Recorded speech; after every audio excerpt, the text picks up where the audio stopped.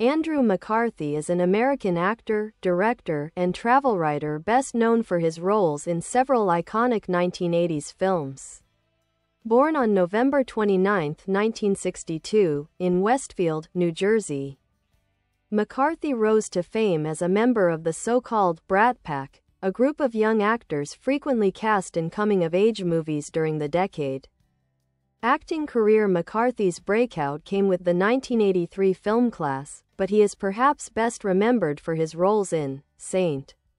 Elmo's Fire, 1985, Pretty in Pink, 1986, Mannequin, 1987, Less Than Zero, 1987, Weekend at Bernie's, 1989. His screen presence was marked by a quiet charm and introspective quality that set him apart from flashier contemporaries.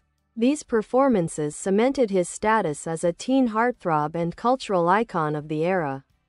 Later career in directing: in the 2000s, McCarthy transitioned behind the camera, directing episodes of several popular television series, including Orange Is the New Black, Gossip Girl, The Blacklist. He has continued acting as well, including a recurring role on the hit series The Resident. Writing and travel: beyond film and television, McCarthy is an accomplished travel writer. He has contributed to National Geographic Traveler and the New York Times, and authored a well-received memoir titled The Longest Way Home, 2012. His 2021 memoir Brat, an 80s story, offered a reflective look at fame, identity, and the Brat Pack years. Personal life: McCarthy has been candid about his past struggles with alcoholism and his journey through recovery, which he often credits with helping him find deeper personal fulfillment and creative purpose. Expanded acting career: while McCarthy was widely recognized for his roles in 1980s teen dramas, his range as an actor extends beyond that era. In the early 1990s, he continued to work steadily in both film and television. Notable projects include The Joy Luck Club, 1993, where he played a supporting role in the acclaimed adaptation of Amy Tan's novel Heaven Help Us, 1985, a lesser-known but critically appreciated performance where he portrayed a Catholic school student. Kingdom Hospital, 2004, a Stephen King miniseries in which McCarthy took on a darker, more complex role. His later acting work includes recurring and guest roles on popular series like Lipstick Jungle, NBC, White Collar, USA Network, The Resident, Fox, where he played Drive Ian Sullivan, a role praised for its depth and gravitas. Movie camera directorial work: McCarthy has directed episodes of many acclaimed TV shows, earning a reputation as a skilled and dependable director. His credits include Orange Is the New Black, Netflix, multiple episodes across several seasons, The Blacklist, NBC, New Amsterdam, NBC, Good Girls, NBC. His directorial style is noted for its strong character focus and pacing, likely influenced by his years as an actor. Writing: handwriting and memoir. Andrew McCarthy is a gifted and introspective writer. His travel memoir The Longest Way Home, One Man's Quest for the Courage to Settle Down, 2012, was praised for its emotional honesty and literary quality. In the book, he explored themes of identity, fear of commitment, and self-discovery through travel. He followed that with Brat, an 80s story, 2021, a deeply personal and engaging memoir about the rise of the Brat Pack, his discomfort with sudden fame, and how he struggled to define himself beyond the teen idol label. He has also served as an editor-at-large at National Geographic Traveler, winning awards for his travel journalism. Speech balloon. Personal life and reflection. McCarthy has spoken openly about his recovery from alcoholism and the toll that early fame took on his mental and emotional well-being. His candidness in interviews and writing has earned him respect as a voice of thoughtful reflection in Hollywood. He is married to Dolores Rice, an Irish writer and director. and has children from both his marriages, including Sam McCarthy, who is also an actor, Dead to Me on Netflix. Glowing star legacy and cultural impact. Andrew McCarthy helped define a generation of filmgoers in the 1980s, but his legacy is more than nostalgia. He successfully reinvented himself as a serious director and writer, proving that early fame doesn't have to define a career. His story resonates with anyone interested in personal growth, creative reinvention, and the challenges of living in the public eye.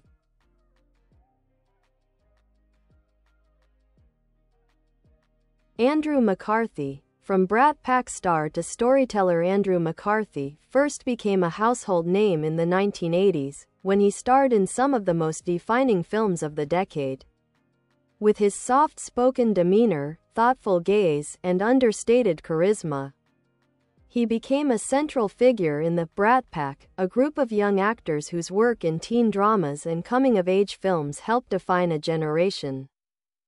The Brat Pack years. McCarthy's early career was marked by a string of hits: Pretty in Pink, 1986, where he played Blaine, the sensitive rich boy who falls for Molly Ringwald's character; Street, Elmo's Fire, 1985, a quintessential Brat Pack drama that captured post-college angst; Less Than Zero, 1987, a darker, more mature role that revealed his dramatic range; Mannequin, 1987, and Weekend at Bernie's, 1989, both cult classics that highlighted his comic timing and wide appeal. Though he was often grouped with his peers, McCarthy felt like something of an outsider, more introspective, less hungry for the spotlight, and uneasy with the sudden fame. Clapperboard: a shift behind the camera. As the spotlight of the 80s dimmed, McCarthy gradually transitioned into directing, finding a new voice and sense of control behind the scenes. His directing credits include episodes of Orange is the New Black, The Blacklist, Gossip Girl, Good Girls. The Sinner directing allowed him to engage with storytelling on a deeper level, one where he could shape performances and structure narratives in ways he found fulfilling. Compass: from actor to adventurer in one of the more unexpected pivots of any former teen star, McCarthy also built a respected career as a travel writer. His award-winning essays and articles have appeared in National Geographic Traveler, The New York Times, and other major publications. His 2012 travel memoir, The Longest Way Home, was both a physical and emotional journey, a quest to understand his own reluctance to commit to family life and relationships. Books: memoir and self-examination. In 2021, McCarthy published Brat, an 80s story, a revealing memoir that looked back on his fame with nuance and honesty. He explored not just the films and the parties, but the loneliness, insecurity, and pressure that came with early success. He didn't just want to survive the spotlight, he wanted to make peace with it. The memoir was praised for its clear-eyed introspection and elegant prose, proving that McCarthy is as much a writer as he is an actor or director. Family Man Boy: a family of artists today, Andrew McCarthy continues to act, direct, and write.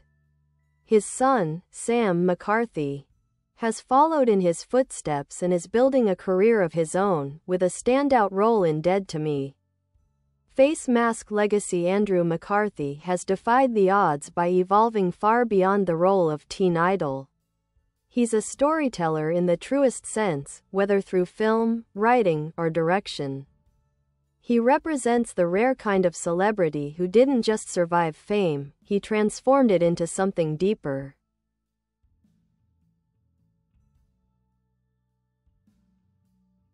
Andrew McCarthy. The quiet force behind the Brat Pack and beyond. Andrew McCarthy may have become famous for his boyish looks and roles in some of the 1980s most beloved films. But his career and personal journey has been marked by transformation, depth, and resilience.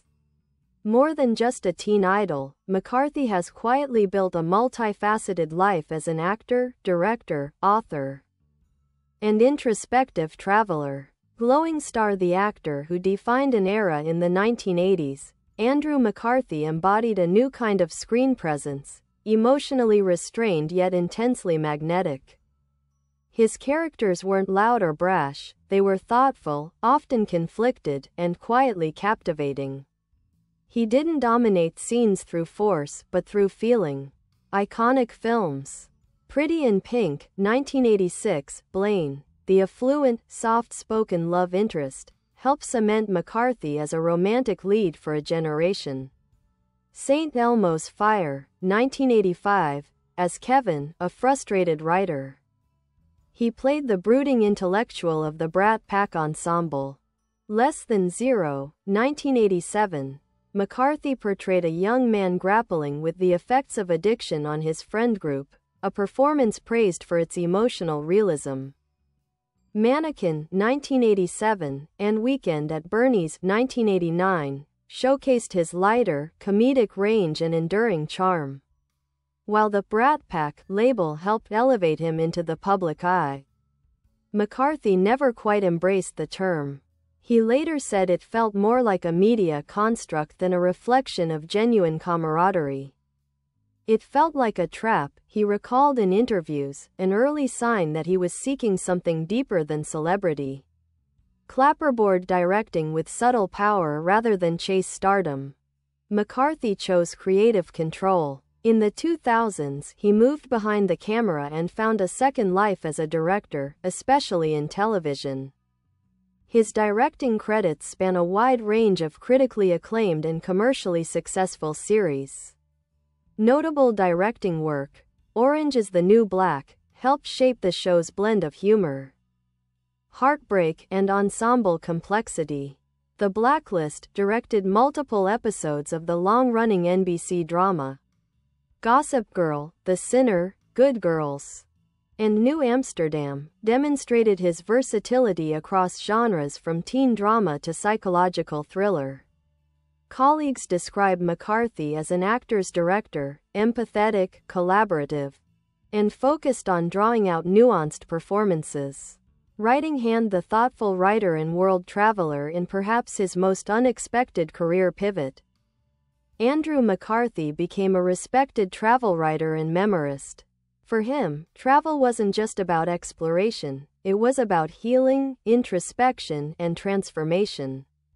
Books: The Longest Way Home, One Man's Quest for the Courage to Settle Down, 2012, a beautifully written account of his travels across Patagonia, Africa, and the Amazon, intertwined with personal reflections on love, fear, and fatherhood. Brat, an 80s Story, 2021, a raw, clear-eyed memoir that strips away the glossy veneer of fame to explore identity, anxiety, and the psychological toll of sudden success.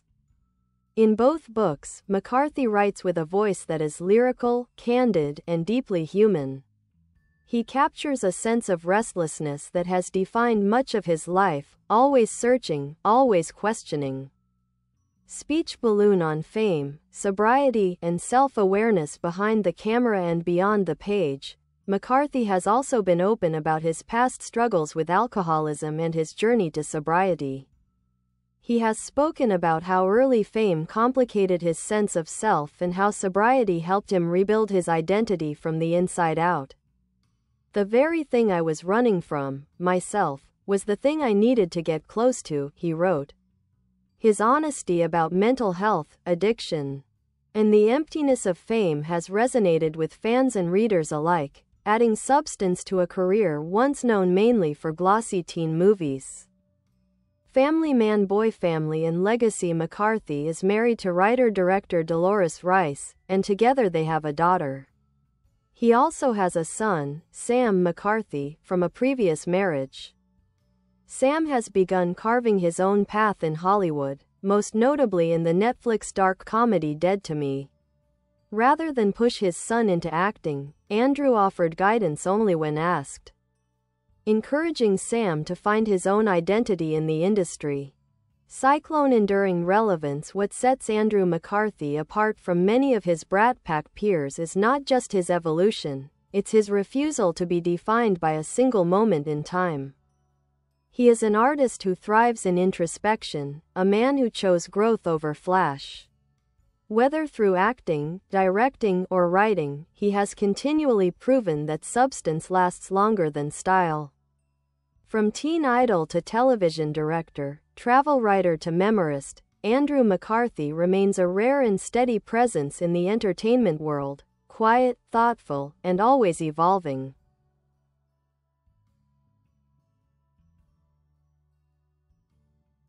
Andrew McCarthy, an introspective rebel in Hollywood's spotlight. Andrew McCarthy has never been loud about his success. He was never the wildest of the Brat Pack, never the most quoted in tabloids, and rarely the flashiest on-screen. But that's precisely what gave him staying power. He was real, thoughtful, and quietly magnetic. Decades after his 1980s heyday, McCarthy has become an exemplar of creative reinvention, proving that fame doesn't have to peak in youth, it can deepen over time. Film projector The Brat Pack, misnomer. The term Brat Pack was coined in a 1985 New York Magazine article, lumping together actors like Emilio Estevez, Rob Lowe, Molly Ringwald, Judd Nelson, and Andrew McCarthy. It was meant to be edgy, even pejorative, playing off the Rat Pack of the 1960s, but the name stuck. McCarthy, however, never liked it. In fact, he later revealed he was never that close to the group. He didn't party with them, wasn't part of any real off-screen clique, and resented how the label diminished the work they were doing. It was a dismissive tag. It suggested we were a bunch of arrogant, spoiled kids, he said. I wasn't hanging out at the clubs. I was in my apartment, reading books and wondering who I was. This speaks volumes about the emotional divide between perception and reality in McCarthy's early career, and his lifelong discomfort with being boxed in. Film frames on-screen personas. The romantic outsider. McCarthy's film roles often mirrored his real-life disposition, sensitive, reserved, intellectual, often caught in emotional crosscurrents. He frequently played outsiders trying to bridge social divides, Pretty in Pink, intellectuals observing chaos, St. Elmo's Fire, or young men overwhelmed by adult responsibilities, Less Than Zero. He wasn't a character actor, per se, but his characters were always on the edge of something: class boundaries, emotional growth, personal implosion. His subtlety was rare in a decade defined by excess. Noteworthy role details. In Pretty in Pink, his character Blaine wasn't even originally supposed to end up with Molly Ringwald's Andy. The ending was reshot due to test audience demand. McCarthy had cut his hair and lost weight for another role, so he had to wear a wig in the final scene. For Less Than Zero, McCarthy was hesitant to take the part due to its dark themes. But the performance remains one of his most haunting. Clapperboard directing. Craft over credit. McCarthy's directorial style reflects the same qualities that defined his acting: restraint, patience, and emotional awareness. His television direction often involves ensemble casts and character-driven narratives, precisely the areas where he shines. He's said that acting gave him a deep understanding of how to communicate with performers. On set, he's described as calm and empathetic, often drawing out nuanced performances from actors who trust his process. Directing became not only a second act for McCarthy, but a sanctuary, a place where he could shape stories without the invasive glare of fame. Writing. Handwriting. A Voice reclaimed. McCarthy's travel writing revealed a previously unseen side: lyrical, introspective, and brave. His journeys to Patagonia. Bye bye. Thanks for watching.